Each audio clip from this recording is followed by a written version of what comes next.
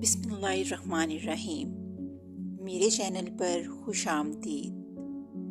कहानी सुनने से पहले मेरे चैनल को सब्सक्राइब कर दें, बेल आइकन को भी प्रेस कर दें ताकि आने वाली नई नई कहानियाँ सबसे पहले आपको मिलें। चलिए कहानी शुरू करते हैं।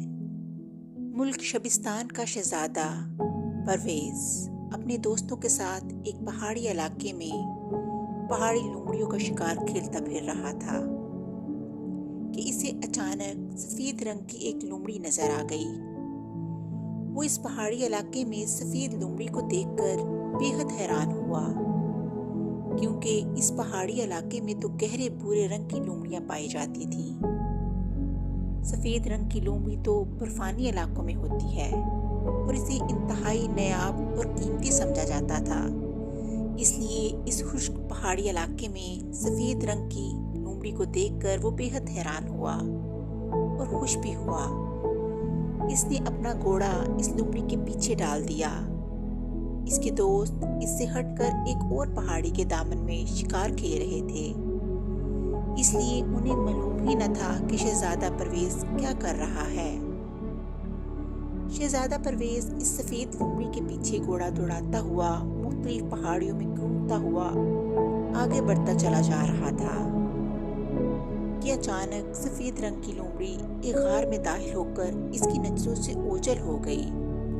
शहजादा परवेज़ ने घोड़ा इस गार के दहाने पर रोका और घोड़े से उतरकर तेजी से इस दहाने में दाखिल हो गया।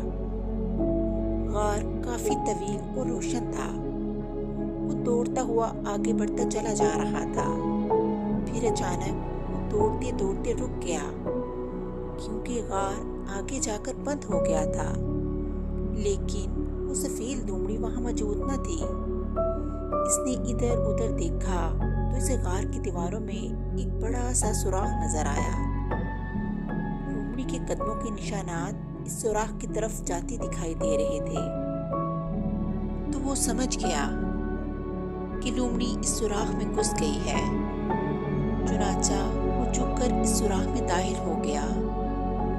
सुराख शुरू में तो तंग सा था, लेकिन आगे जाकर वो काफी खुला हो गया था।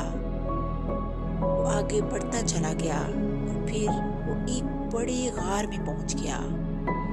लेकिन वो सफेद लोमड़ी इस गार में भी मौजूद न थी। अभी वो इस गार को देख ही रहा था कि अचानक वो दीवार पर बनी हुई एक आदमी की तस्वीर देखकर हैरान रह गया। वो तस्वीर एक ऐसे आदमी की थी जिसने सिर्फ ज़ेरे जामा और पगड़ी पहन रखी थी। इसका बाकी जिस्म उड़िया था और यूं लगता था जैसे वो चलते चलते दीवार पर साकित हो गया हो। इसके दोनों हाथ आगे की तरफ थे और एक पैर भी उठा हुआ था। वो हैरत अंगेज बात ये थी कि तस्वीर सुर्ख रंग की थी और इसमें और कोई रंग इस्तेमाल न किया गया था। अभी शहजादा परवेज़ इस तस्वीर को देख ही रहा था कि इसने गार के दहाने की तरफ से औरतों के हंसने की आवाज़ें सुनी। तो वो तेजी से दहाने की तरफ बढ़ा और फिर जैसे ही वो दहाने से बाहर निकला, दहाने की दोनों अतराफ में मौजूद दो जंगली औरतों ने आगे बढ़कर इसके बाजू पकड़ लिए। ये औरतें अपने लिबास के लिहाज से किसी जंगली कबीले की औरतें लग रही थीं। इनके बाल बहुत लंबे थे। कौन हो तुम और यहाँ क्यों आए हो? एक औरत ने इससे मुखातब होकर कहा, लेकिन इसी लम्हे शहजादा परवेज़ ने झटका देकर इनकी गिरफ्त से अपने बाजू को छुड़वा लिया। पहले तुम मुझे बताओ, तुम कौन हो? शहजादा परवेज़ ने कहा, हमारा ताल्लुक पहाड़ी कबीले ज़ाकूत से है और हम ज़ाकूत शहजादी कनीज़े हैं और ये इलाका ज़ाकूत कबीले का है। यहाँ किसी मर्द का दाखिल होना मना है और जो मर्द यहाँ आता है उसे हलाक कर दिया जाता है। इनमें से एक औरत ने जवाब देते हुए कहा। फिर इससे पहले कि शहजादा परवेज़ कोई जवाब देता, दूसरी औरत ने एक लंबी सी चीख मारी तो पहाड़ी चट्टानों से इस जैसी 20-22 और औरतें दौड़ती हुई वहां पहुंच गईं। इन औरतों के पास तलवारें भी थीं और सब ने शहजादा परवेज़ को घेर लिया। सुनो, मैं जानबूझकर इस इलाके में नहीं आया। میں شبستان کا شہزادہ پرویز ہوں۔ میں تو ایک سفید لومڑی کا پیچھا کرتا ہوا اس غار میں داخل ہوا تھا اور پھر ایک سوراخ سے ہو کر ادھر آ نکلا۔ تم مجھے جانے دو، شہزادہ پرویز نے ان سے مخاطب ہو کر کہا۔ ملک شبستان تو یہاں سے بہت دور ہے اور تمہاری رہائی یا ہلاکت کا فیصلہ اب زاقوش شہزادی کرے گی، اور اگر تم نے بھاگنے کی کوشش کی تو تمہیں فوراً ہلاک کر دیا جائے گا۔ اس لیے تم خاموشی سے زاقوش شہزادی کے پاس چلو۔ عورتوں نے کہا، ٹھیک ہے، مجھے اپنی شہزادی کے پاس لے چلو، شہزادہ پرویز نے کہا، اور پھر وہ عورتیں اسے اپنے حصار میں لیے مختلف پہاڑی چٹانوں میں سے گزرتی ہوئی ایک بہت بڑی وادی میں پہنچ گئیں، جہاں لکڑی کے بے شمار مکانات بنے ہوئے تھے۔ ان میں سے ایک مکان بہت اونچا تھا، اس پر سرخ رنگ کا جھنڈا لہرا رہا تھا۔ وہاں سب عورتیں ہی عورتیں تھیں، نہ کوئی مرد نظر آ رہا تھا نہ کوئی بچہ۔ شہزادہ پرویز کو اس جھنڈے والے مکان میں لے جایا گیا۔ یہ ایک بہت بڑا کمرہ تھا جس میں پہاڑی چیتوں کی کھالیں بچھی ہوئی تھیں۔ ایک طرف لکڑی کا تخت تھا جس پر سیاہ رنگ کا کپڑا بچھا ہوا تھا۔ ابھی شہزادہ پرویز وہاں پہنچا ہی تھا کہ اس کمرے کی پچھلی طرف سے ایک دروازہ کھلا اور شہزادہ پرویز یہ دیکھ کر چونک پڑا کہ اس دروازے سے ایک انتہائی خوبصورت شہزادی اندر داخل ہوئی۔ اس شہزادی نے اپنا آدھے سے زیادہ چہرہ سبز رنگ کے نقاب سے چھپایا ہوا تھا۔ یہ نقاب اس قدر باریک تھا کہ اندر سے اس کا چہرہ پوری طرح نظر آ رہا تھا۔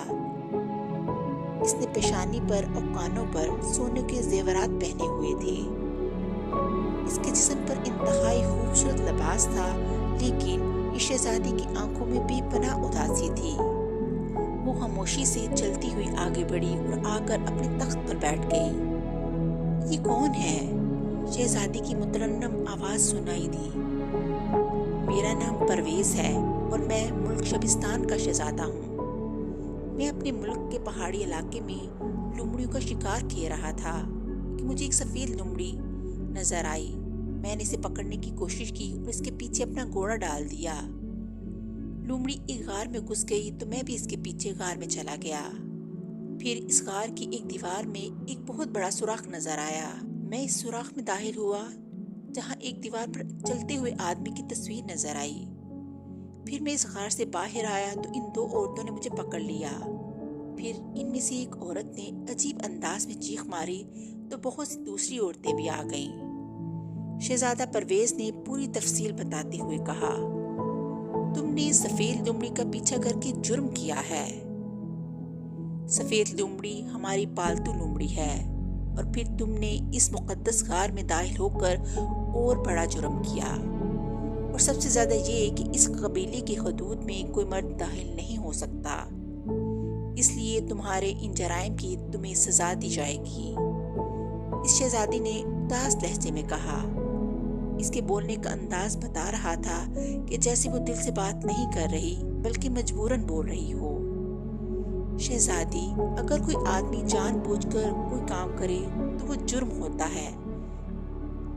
میں نے تو جان بوجھ کر کچھ نہیں کیا۔ مجھے تو معلوم ہی نہ تھا کہ سفید لومڑی تمہاری پالتو لومڑی ہے، اور نہ ہی مجھے معلوم تھا کہ یہ غار مقدس ہے۔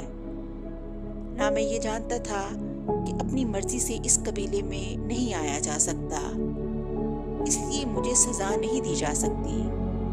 شہزادہ پرویز نے جواب دیتے ہوئے کہا، تمہاری بات درست ہے، لیکن ہم یہاں کے رواج کی وجہ سے مجبور ہیں۔ البتہ اگر تم اس قبیلے کے اصل شہزادے کو درست کر دو تو پھر تمہیں معافی مل جائے گی، شہزادی نے جواب دیا۔ تو شہزادہ پرویز چونک پڑا۔ اصل شہزادہ؟ کیا مطلب؟ میں سمجھا نہیں، تم مجھے تفصیل سے بتاؤ کہ اس بات سے تمہارا کیا مطلب ہے؟ شہزادہ پرویز نے کہا، سنو شہزادے پرویز، میں اس قبیلے کی اصل شہزادی نہیں ہوں، بلکہ میں تو ایک ملک ایران کی شہزادی مانور ہوں۔ میں بھی تمہاری طرح شکار کھیلتی ہوئی یہاں آ گئی تھی، اور پھر میرے ساتھیوں کو ہلاک کر دیا گیا اور مجھے یہاں قید کر دیا گیا اور پھر شہزادی بنا دیا گیا۔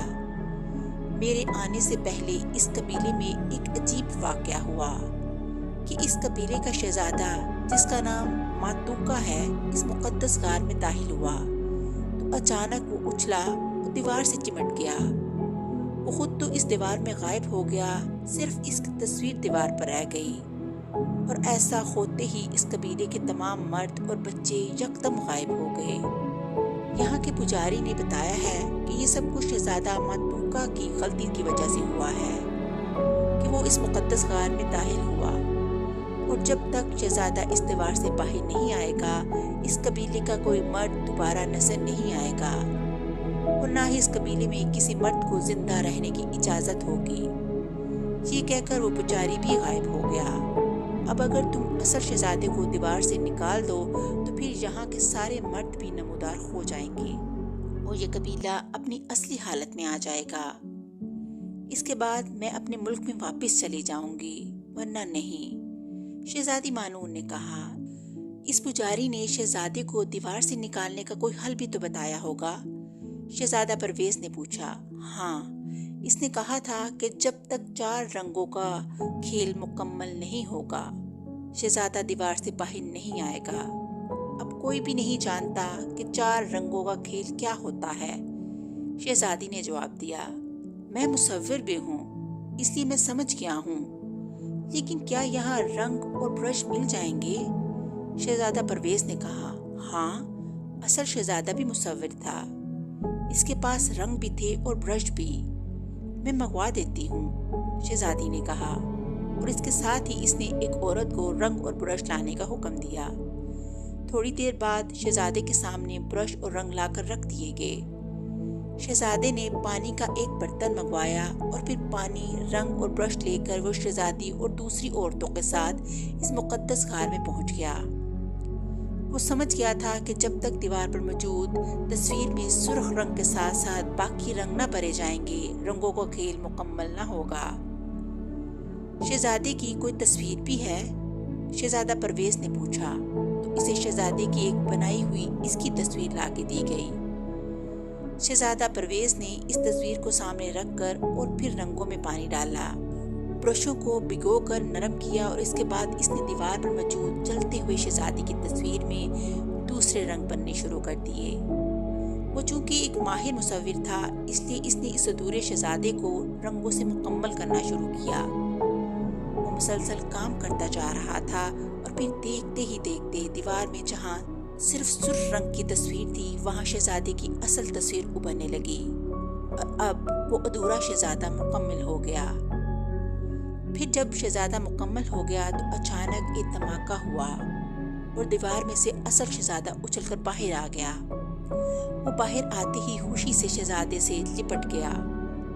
اس کے باہر آتے ہی قبیلے کے سارے مرد بھی ظاہر ہو گئے اور سارا قبیلہ خوشی سے چیخنے لگا۔ وہ سب شہزادہ پرویز کا شکریہ ادا کر رہے تھے جس کی وجہ سے ان کے قبیلے میں کھوئی ہوئی خوشیاں دوبارہ واپس آ گئیں۔ شہزادی مانور بھی بہت خوش تھی۔ پھر اس قبیلے میں کئی روز تک جشن منایا گیا۔ اس کے بعد شہزادی مانور اور شہزادہ پرویز دونوں کو واپس جانے کی اجازت دے دی گئی اور انہیں ملک شبستان پہنچا دیا گیا۔